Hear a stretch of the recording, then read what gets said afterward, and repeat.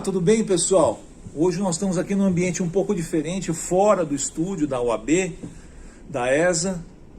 Estou aqui do lado dessa figura simpática, esse novo colega que eu fiz aqui dentro da advocacia, Dr. Francisco Souza, que trabalha aqui na Assembleia Legislativa do Estado de São Paulo, assessor, mas também colega nosso, advogado, terminou seu mestrado há pouco tempo, fez na PUC, né, doutor? Na PUC de São Paulo. Na PUC de São Paulo, dentro da área de eleitoral, não, né?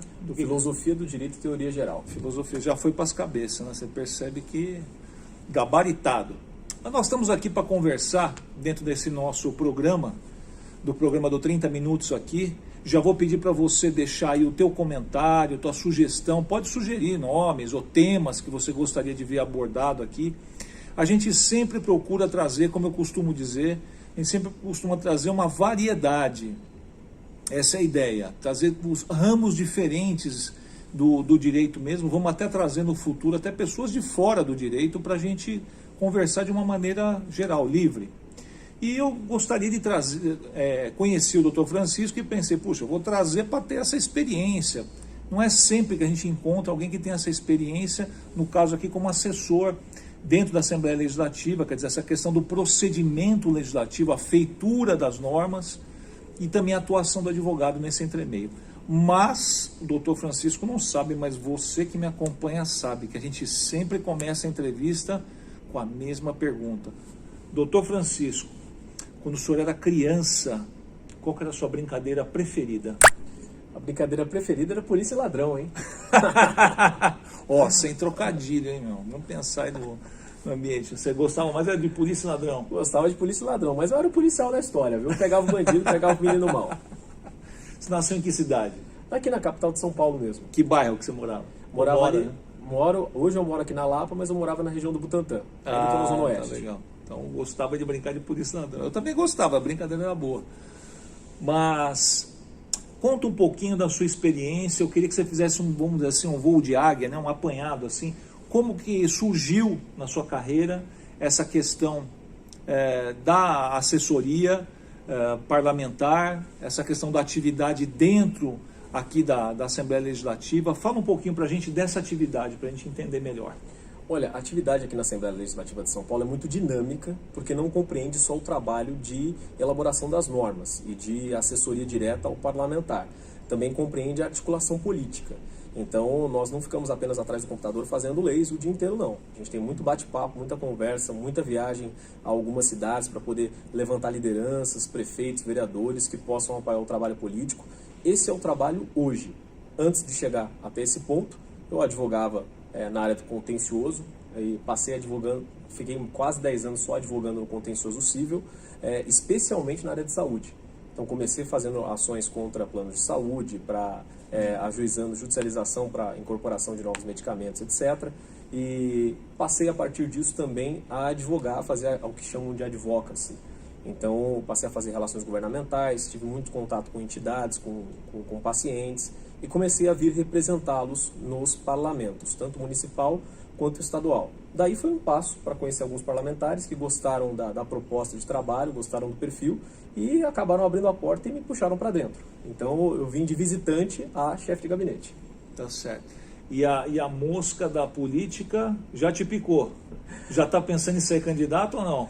Olha, não é minha pretensão, não é minha pretensão, eu gosto muito dos bastidores, como eu falei, não só da parte de elaboração de normas, mas também da articulação política, porque podem ter certeza, o trabalho que aparece nas eleições, ele é só a ponta do iceberg, a parte de prospecção de sufrágio, captação de votos, essa é a ponta do iceberg. A política é muito mais do que isso, é relacionamento, é presença, é conhecer os problemas das cidades, dos municípios. Então estar presente junto a prefeitos, junto a lideranças, é de suma importância para que um mandato seja bem sucedido, para que as elaborações, as destinações de recursos sejam alinhadas à real necessidade das pessoas lá na ponta, nos municípios. Então, o que me picou foi a vontade de continuar atuando, especialmente nos bastidores, fazendo articulação política, que é o que eu faço muito hoje, e dar sequência nisso, até quem sabe poder articular e voar, alçar voos maiores aí. E nesse processo que você vê, eu estou achando muito interessante, não sei vocês aí, mas eu estou achando muito interessante toda essa breve exposição. Nesse processo, Francisco, que você foi tendo contato com prefeitos, com gestores públicos, caminhando por aí pelo interior, como você mesmo colocou, como que foi essa realidade? O que você se depara? O que você sente que é uma carência maior, especialmente do ponto de vista jurídico? Mas o que você sente desse contato com esse gestor público, com esse ambiente público que você foi no interior, que você rodou? Qual é o teu diagnóstico que você faz disso? Com o que você se deparou? Eu me deparei com boa vontade. Os gestores municipais, na sua grande maioria prefeitos, vereadores até, têm boa vontade, conhecem o problema das pessoas no seu município, mas pecam por falha técnica. Às vezes falta suporte técnico, falta conhecimento na gestão de projetos. Às vezes o prefeito, por exemplo, ele sabe que está precisando elaborar um programa para trazer recursos para que os jovens que estão ali parados no contraturno da escola não fiquem na rua ociosos, sujeitos aí ao uso de drogas, a ficar, enfim, soltos na vida. Ele quer criar um programa, mas ele não sabe aonde arrumar recursos para isso, não sabe como arrumar recursos para isso. Então, apesar da boa vontade que eu vi demais São Paulo aí adentro, o que mais falta, infelizmente, é a capacidade técnica por parte de muitos gestores. Está faltando capacitação, profissionalização. Exatamente, profissionalização. E dentro disso, o que você acha que dentro dessa profissionalização, o que faria uma diferença? Seria uma formação em gestão pública, uma formação em administração, ou em direito, ou em sociologia? O que você acha que faria mais uma diferença para ter uma eficiência maior nesse ambiente? Olha, primeiro, eu creio que a montagem de uma boa equipe multidisciplinar. Então, por exemplo, é importantíssimo profissionais do direito, mas também é de suma importância um profissional que saiba fazer projetos, que saiba fazer prospecção de recursos, tanto públicos quanto privados. E aí você vai abrangendo várias áreas diferentes do conhecimento. Então, é de suma importância os gestores municipais elaborarem o seu segundo escalão, não apenas com base política, mas também indicação técnica. Isso é de suma importância. Equipe multidisciplinar que tenha conhecimento especialmente em gestão de projetos, e aí vale a pena dar sugestão para eventual especialização em gestão pública e etc., para que eles possam ser assessorados, especialmente em elaborar projetos e prospecção de recursos públicos e privados. Entendi. Olha só, hein, pessoal, que interessante isso. Você sente, Francisco, claro que você vai falar, você tem um testemunho muito qualificado para falar sobre isso, e é por isso que eu vou te perguntar. Você sente que nessa área existe um bom campo para o advogado atuar? Existe um campo para ser prospectado? Com certeza. O advogado ele pode atuar de múltiplas formas.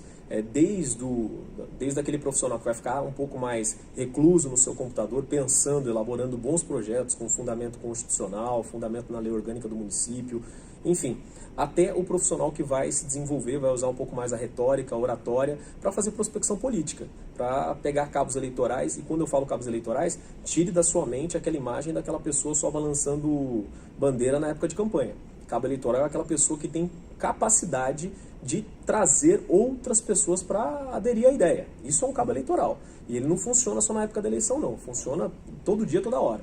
Então, o advogado que consegue se desenrolar um pouco mais a oratória, talvez ele consiga se embrenhar para esse lado de fazer captação política, de fazer articulação política, pegar líderes locais, líderes regionais, que vão garantir depois votação, urna, para a continuidade do trabalho. Olha aí, pessoal, que bacana. Qual a sua idade, Francisco? Então, 35 anos. 35 anos, um jovem. Vejam só que exemplo, pessoal. Você que está aí acabando de se formar, está saindo da faculdade, um campo novo. Tem muita concorrência, Francisco, ou tem poucos profissionais gabaritados? Profissional gabaritado, pouquíssimos. Posso garantir. Então veja, pessoal, gente que fala por aí, desculpa te interromper, mas eu ouço muito essa história, o mercado está saturado. Pessoal, vamos parar com essa história. Não tem mercado saturado para o bom profissional. E temos aqui um campo novo de atuação, ou pelo menos que pode ser melhor prospectado, melhor desenvolvido, digamos assim, do que aqueles ramos tradicionais que continuam sendo bastante interessantes. Vai lá para o penal, para o civil, para o tributário, claro que sim, administrativo, mas você também tem essa possibilidade, tá certo? Agora vamos tocar num ponto polêmico, hein? a gente fala em política, o que você pensa? Puxa, não quero me envolver com isso, você tá, nossa senhora, deu um trabalho para fazer meu nome, né? Agora vou me envolver com isso, só tem corrupto e não sei mais o quê. Você se deparou com esse tipo de situação na tua prática? Me deparei e me deparo. Políticos desonestos, pessoas que querem andar, como dizia o antigo presidente nosso, que está querendo voltar às maracutaias. Me deparei e me deparo, mas é aquela história. Como lidar com isso? Olha, simplesmente não fazendo parte, não compactuando. Bandido vai ter em toda a área, toda profissão, com gravata, sem gravata, de bermuda, de terno e gravata, vai ter bandido de todo jeito. Mas, infelizmente, a corrupção é muito crônica e muito presente no Brasil.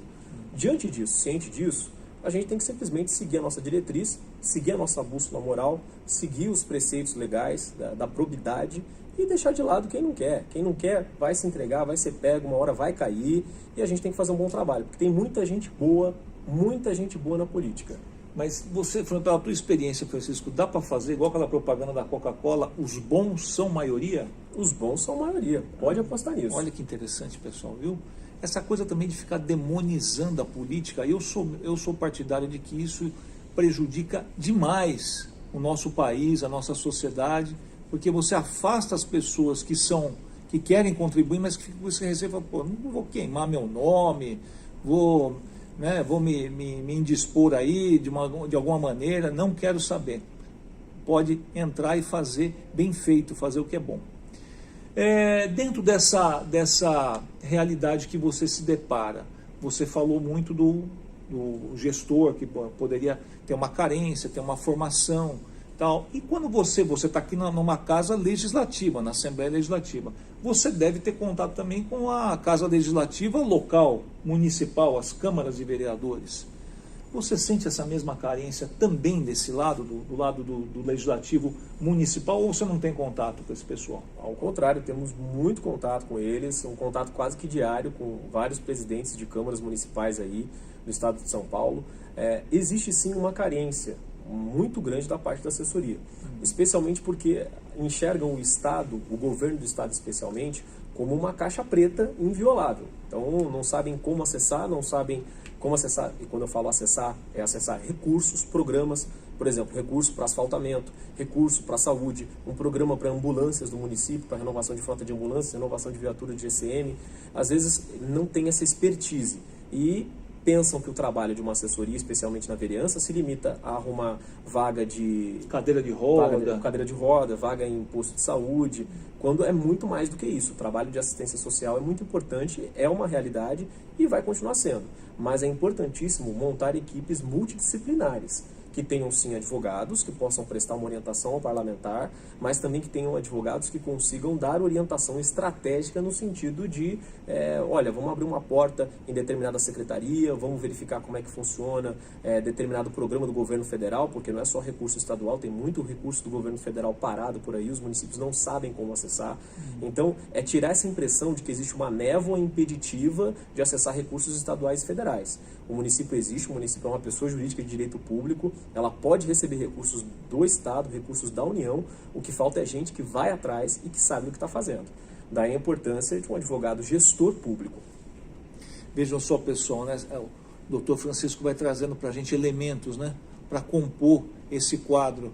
Vejam como faz uma diferença o conhecimento, o estudo, o expertise. Eu sempre bato nessa tecla. Você escolheu a advocacia, você vai estudar a vida inteira.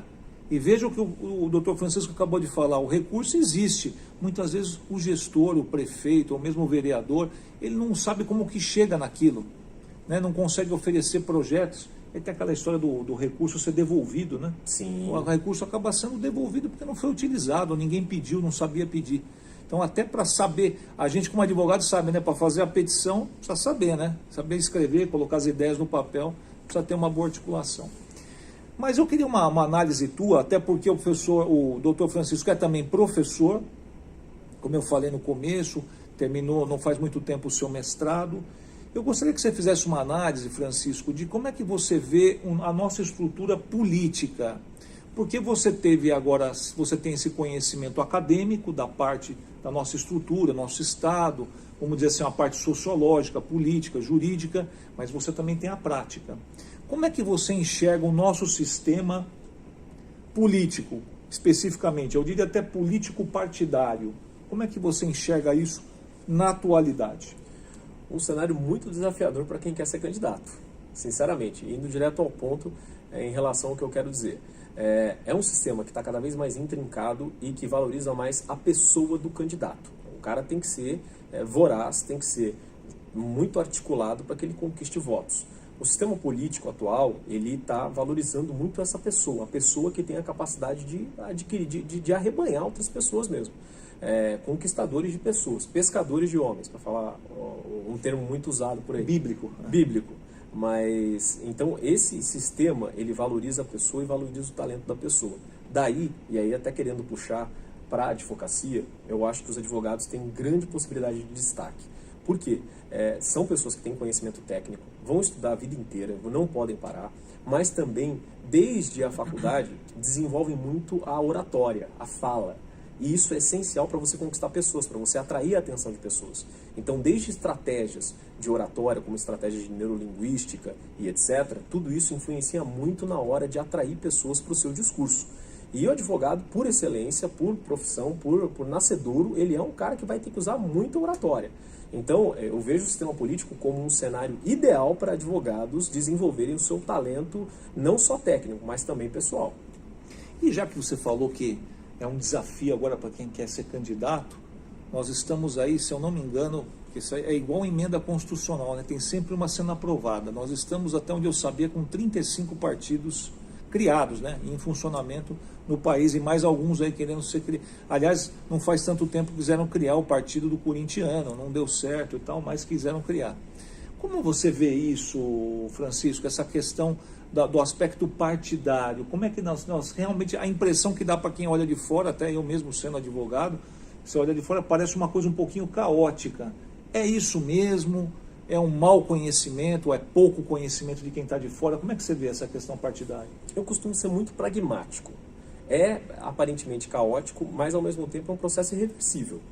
Então, o Brasil não vai evoluir ou involuir para um bipartidarismo. Ele vai continuar sendo pluripartidário. Mas você entende que vai ter um enxugamento ou não? Talvez progressivo, mas no sentido de que alguns mecanismos vêm sendo criados para evitar, para criar barreiras, literalmente, como já a própria lei já diz, para a criação de novos partidos. A gente está tendo aí o instrumento da federação partidária e etc. O ponto é o seguinte, eu acredito no pragmatismo nesse sentido. O Brasil não vai voltar, ele não vai evoluir, vai continuar o pluripartidarismo daqui para muitos anos. Nesse cenário, que é por enquanto inalterável, pelo menos para a nossa geração, então é importante enfatizar que sim, muita coisa, muito partido, mas isso possibilita, e aí eu quero trazer o lado bom da coisa, que bons partidos se destaquem. E quando eu falo bons partidos, eu não me refiro a partidos de bravata, partidos que simplesmente falam aí que, por exemplo, eu não uso verba disso, daquilo, não uso carro oficial, mas também não visita nenhum município, também não sabe o que está acontecendo a 500, 600 quilômetros da capital, partidos que simplesmente são baseados em youtubers, que depois por aí ficam metendo escândalo aí, como todo mundo já sabe. O que é um bom partido? Aproveita e fala. Um bom partido é aquele partido... O que é um bom partido político? Ao meu sentir, é o partido que é pautado por uma causa. É um partido que realmente tem uma causa. Partido, por exemplo, municipalista, partido, é só um exemplo, mas um partido que tem aquele viés de efetivamente defender a sua bandeira, qualquer que seja, ele pode ser um bom partido.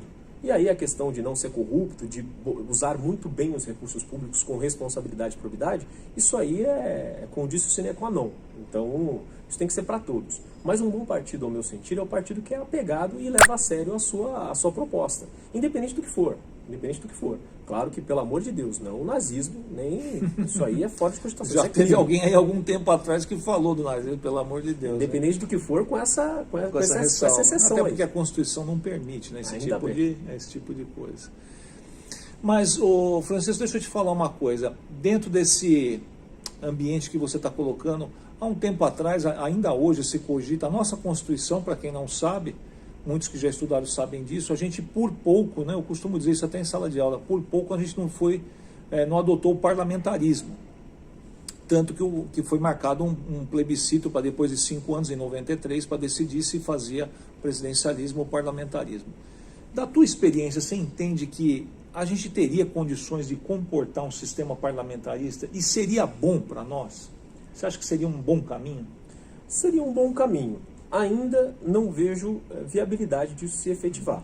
Seria um bom sistema, seria um sistema interessante, talvez evitaria aí alguns desgastes, como, por exemplo, do impeachment, mas, olhando do ponto de vista prático, ele ainda é algo teórico na realidade brasileira. Distante, não vejo ainda a possibilidade de se efetivar num cenário breve, de médio e até longo prazo, eu diria. Então, pensando no sistema atual, o sistema tem os seus defeitos, tem as suas falhas, mas também ele pode ser muito bem aproveitado da maneira em que é, para a gente tentar melhorar esse cenário todo aí no Brasil. Entendi. E como é que você vê, Francisco, essa situação que nós estamos tendo já tem algum tempo, hein? Eu vou fazer o meu diagnóstico, pelo menos desde 2014, na campanha que a Dilma se reelegeu. Eu acho que a gente teve uma deterioração do ambiente político em termos de propostas de ideias. Antigamente se tinha uma campanha presidencial, uma campanha para qualquer coisa, governador e tal, e tinha algo que você acabou de mencionar aí agora. Puxa, fulano de tal está defendendo o imposto único, fulano de tal diz que vai lutar pelo meio ambiente, fulano de tal vai reduzir a maioridade, enfim, eram ideias. Hoje em dia você praticamente não vê. Existe na minha opinião, houve uma deterioração, muito um embate, muita a questão da agressão. Você tem que agredir o seu adversário. É mais importante que você agrida o adversário do que você mostre o que você tem para o seu país, qual é o teu projeto que você tem. Eu não sei se você concorda comigo esse diagnóstico e gostaria que você, da tua experiência que você tem em política, por que nós chegamos nisso? Né? Como é que você vê essa situação? Parlamentares em geral agridem um ao outro, por quê? Para ter like, para ter curtida, para bombar nas redes sociais, porque passou-se a associar muito o sucesso político a sucesso em rede social.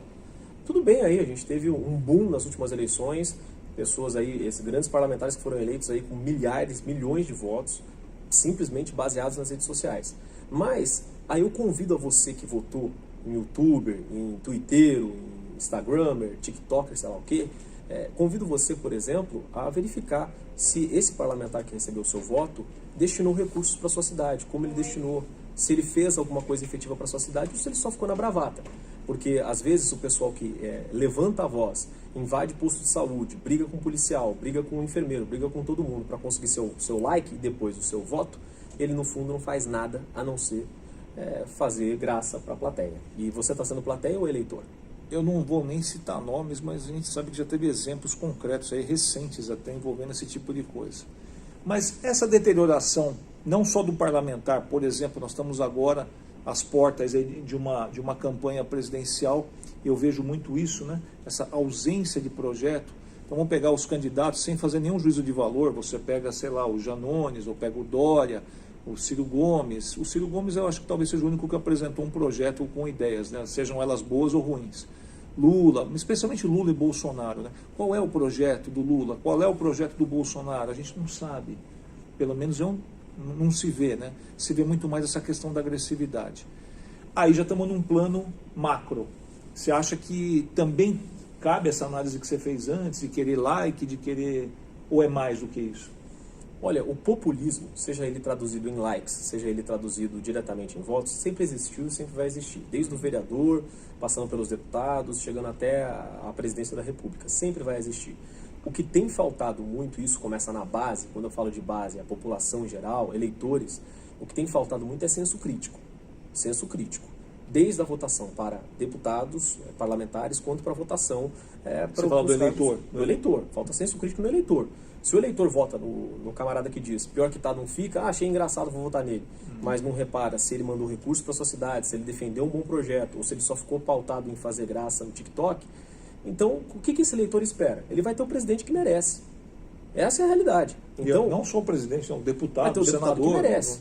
E pior que está, não fica e vai ficando pior. O preço vai subindo, a gasolina vai piorando, a Petrobras vai sendo saqueada e daí por diante. Então, o que o eleitor precisa é melhorar o seu senso crítico, acompanhar o trabalho do deputado que você votou. Você lembra em quem você votou nas últimas eleições para deputado federal, deputado estadual? Lembra em quem você votou para vereador na sua cidade?